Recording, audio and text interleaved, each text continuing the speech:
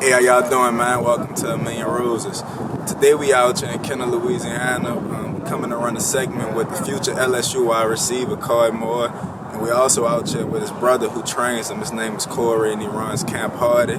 So yeah, we're gonna get this thing rolling. Know I'm the ticket now, and I gotta get them out. And I'm in this beat shit, every day they be preaching. They tell me keep my head up, I tell them I'm fed up. Can't wait till that bread come, we spinning, who said something? They think we ain't doing nothing, that's how my shooters come. Confidential stepping, and we ain't gon' do no rap, Mr. Smoking it, that's some pressure. I rolled it up and inhaled it, I come through with a chop. I fell in love when I held it. If I blow, y'all eat, nigga, know I ain't selfish. Been coolin' with my dude, Paul, waiting on another dude to come. Rigi on go, he gon' scope, that's how we moving now. Got enough shots in the cup.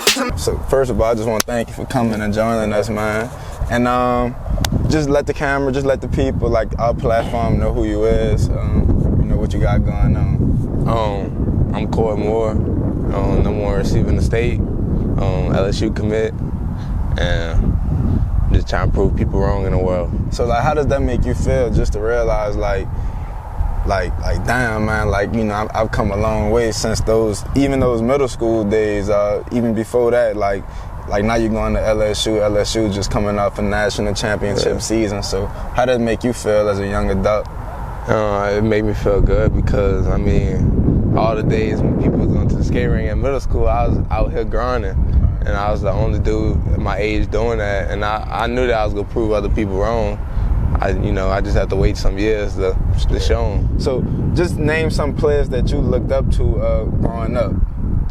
Me looking up, growing up, I'd say Joe. I looked up to Arthur because, you know, I see him out the mud. Right. I mean, besides them two, that's the two dudes that motivate me because they from this section. So, you know, they motivate me the most. Straight up, my man. Just talk about like your brother. I see like your brother getting a lot of attention from, you know, the Camp Hardy, the workouts. I see like it's steadily growing, and you know, I think that's real, like just something beautiful to see, like that, you know, two brothers coming together.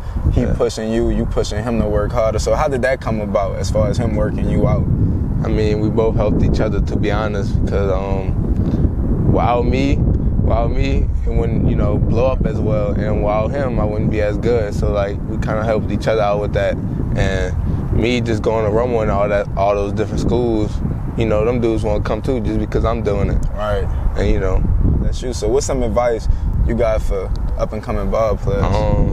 First thing, never worry about what 247 and rivals say, because most of the time they wrong. Just like Jesse going first round, he's a 2-star recruit. Probably had like 2 offers. Now look at him, you know what I mean? So never worry about the rankings and all that. Just stay with your grind, and you know, you gonna make it if you put your head to it. So, could you tell us what's so unique about what you have going on? Well, I think, for one thing, I stay true to like who I am. Right. And I stay true to like the core fundamentals of the game. Then I understand like you can't cheat the process, so like I just do what I do. I don't try to like be like nobody else. Straight up, man. And like, you know, I see a lot of people like follow the trend because it look cool, but like sometimes you just gotta know what works. These dudes, do you ever think about like the impact you making on some of these people's lives, or you just out here just doing? Yeah, like I don't really see it. Like every now and then I get to see the fruits. Like, you know, I get to see the fruits harvest. And but for the most part, like I never even thought about it that way. I just, you know, I was gonna be out here regardless. You know what I'm saying? Because it's something I like to do.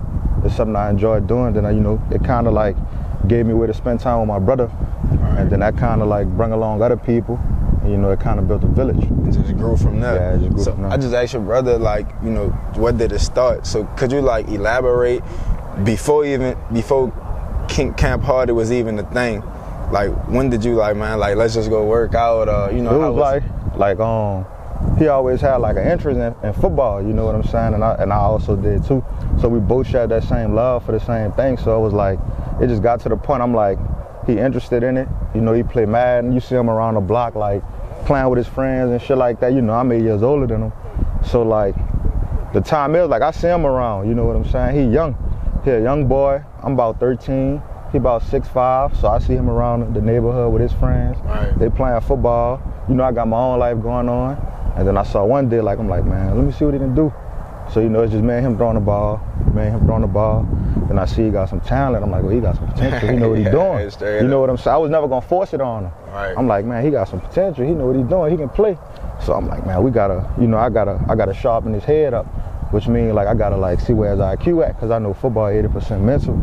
So we just went around. We picked up like trash bags. I'm talking about like chips papers, like empty like juice bottles, and we went to set them up like cones. And you know, we just took it from there. Right. Yeah, and then we did that. Then my mama bought me some cones. They still the cones I use today.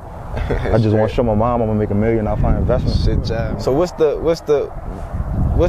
vision that you got in your head as far as like man, like I can't wait till this happen, like, cause I know when y'all go to Tiger Stadium, you see your brother score his first touchdown, like, oh, he playing against Alabama or something, you make a game-winning touchdown. So what's something you got in your head? That's what it is. Like I just want to see his first touchdown. Right. Like I want to see him catch that thing, and I know it's gonna be a surreal moment. Straight up. I'm gonna be like, damn. Right. And I follow you, and I follow what you do, and it's like y'all kind of speak things into existence. Yeah, man. you got to. Right. You got to, cause we seen it all. You know what I'm saying? Like we don't use words like, you know, probably. Like I'm gonna tell you a story. Like what really like made me like full time like train my brother is like when I used to send him to like other trainers, and he'd be around like dudes who was in the league, or dudes who like on that journey going to the league, and it kind of make him see like that is not as easy as you think. You know, when you're a kid, you think it's road to glory. Right. You know, you think like I'm gonna go to school, get 50 offers, pick a college, go to the league, and then you'll get around like some people who you know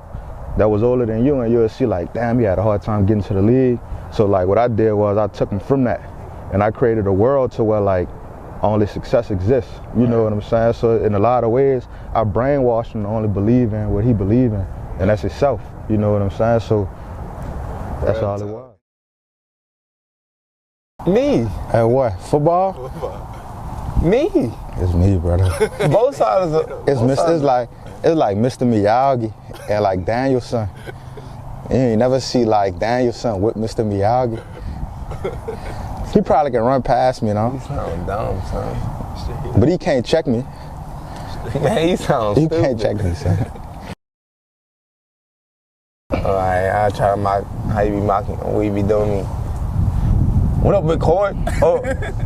Oh, I'm happy you're a Tiger. Go Tigers! That boy loud. How that boy be?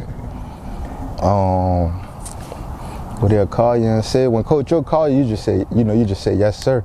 You don't know what he's saying on the phone, you just be like, yes, sir, yes, sir, yes, sir. I don't know what he say on the phone. I just say yes, sir. So he'll be like, what up, Koy? You got some boys for me? He'll ask me something like that. You got some boys down there, you let me know, you hear me? Like, you don't know what he be saying, it's funny. That's why I be hoping that he don't say nothing that you gotta say no. Well, you gotta ask you a question, yeah. Yeah. Yeah, you really gotta answer, you just let him talk.